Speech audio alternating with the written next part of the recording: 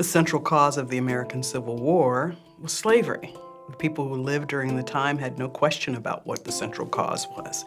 It's only after the war, during the remembrance periods and the memorial periods and the memoir period, did people start looking for another reason, another example.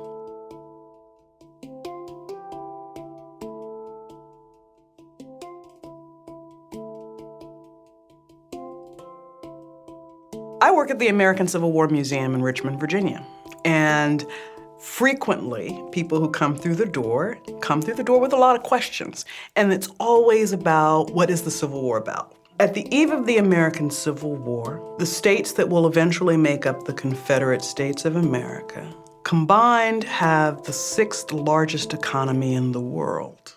What is at the core of these states' economies? Slavery. It is the largest enterprise. It is where the greatest amount of wealth is held is in human beings and the products that are produced by them. So they have no reason to think that they cannot support themselves. They have no reason to think that they cannot have a nation that at its cornerstone is these two extremely important ideas to them. And that was, number one, slavery was the natural position for Africans, and number two, that white folks were superior, and they were willing to build a nation on those two cornerstone concepts, and they did. When you look at all of the secession documents that were put forth and the proclamations and the resolutions, they are very clear that slavery is central to, quote, our way of life, that there is a feeling that the election of Abraham Lincoln and the rise of this new Republican Party was a threat to that.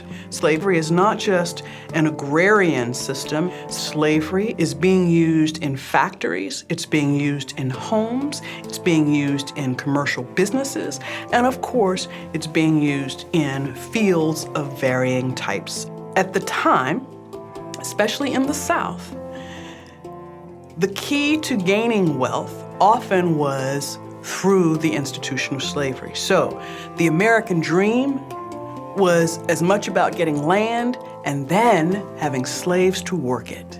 That's where people saw their path to greater wealth and opportunity for themselves and their families, creating generational wealth.